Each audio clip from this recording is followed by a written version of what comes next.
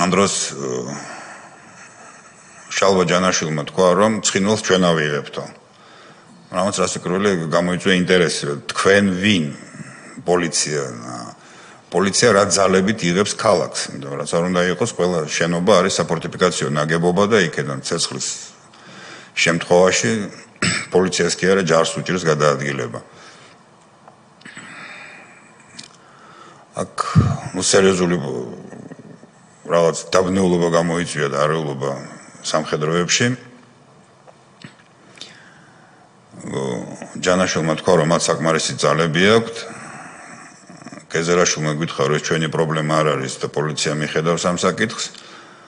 გოგავამ გითხრა, რომ პოლიცია ძალიან მაგარი სპეცნაზი ყავს და ისინი ყველაფერს იზამენ, რამაც კიდევ უფრო დაგვაბნია, იმიტომ რომ სპეცნაზის აღებული პოზიციები და მე თვითონ ეს ქალაქები სამხედროებს არ გაგვიგია, იმიტომ რომ სპეცნაზს აქვს თავისი ფუნქცია, თავისი ამოცანა, რომელსაც ის უნდა ასრულებდეს.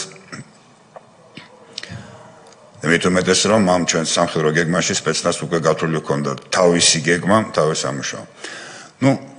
შევთანხმდით იმაზე, რომ პოლიცია იღებს ცხინვალს, კი ბატონო. და უცებ შალვა ჯანაშვილმა თქვა, მაგრამ თქვენი დახმარება დაგჭირდებაო.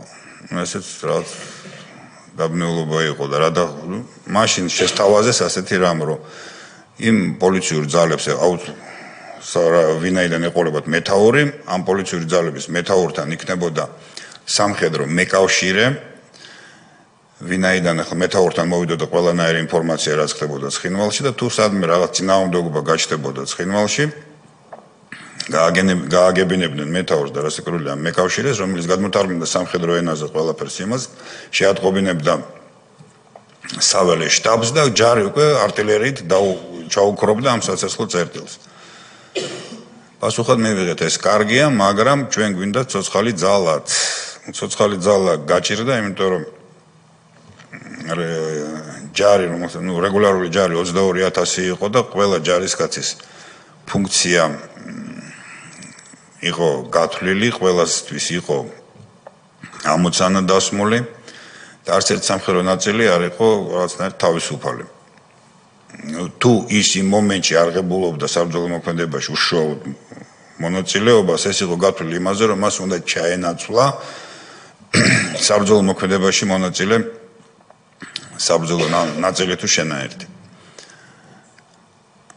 აქ მოხდა რაღაცნაირი შელაპარაკება იმაზე, რომ კეზერაშვილმა თქვა, ამდენი ფული დავხარჯე და რას ნიშნავს ჯარი არ ამყავს. გოგავამ თქვა, რომ როგორ აბა ისი შტაბის უფროსი თუ ჯარი არ არის. რას ვაკეთებდით? იქ სახმელეთო ჯარების სარდალმა უპასუხა, რომ ჯარი ყავს 22,000 და დანარჩენი არის რეზერვისტი და რეზერვისტი ვერ შეასრულებს იმ ფუნქციას, რაც უნდა შეასრულოს რეგულარულმა ჯარმა. მაგრამ კატეგორიული მოთხოვნა იყო, რომ უნდა დავეხმაროთ პოლიციას, რომ მან აიღოს ცხინვარი. აიღოს ცოტა ისეთ ნათქვამია, უნდა გაგვენთავისუფლებინა ჩვენ მაშინ ცხინვარი. ვინაიდან ეს სამხედროების რაღაცნაირად გაურკვევლობა და აღშფოთება იყო, აქ მოხდა ისეთი რაღაცა, რომ ვანო მერაბიშვილმა თქვა ეგეთი ფრაზა კეზერაშვილს მიმართა, რომ თუ სამხედროები წინააღმდეგები არიან, მოდი გავაკეთოთ ისე, თუ რამე ფუჭდება, მოდით გავაკეთოთ ისე, როგორც სამხედროები ამბობენ. რაზეც კეზერაშვილმა უპასუხა, რას ამბობ, ვანო, რასაც ვეთქვით, იმას გააკეთებენ, რაც ცოტა არ იყო და შეურაცხყოფელი რაც ის იყო გამონათქვამი და გოგავამ თქვა, როგორც პოლიციას უნდა, ისე იქნება. და იყო მოთხოვნა, რომ მოგვენახა რაღაც ძალები და საშუალებები, რათა ჩვენ რომლებსაც გადავცემდით შალვა ჯანაშვილის განკარგულებაში, რათა მას განახორციელებდნენ თავისი გეგმა.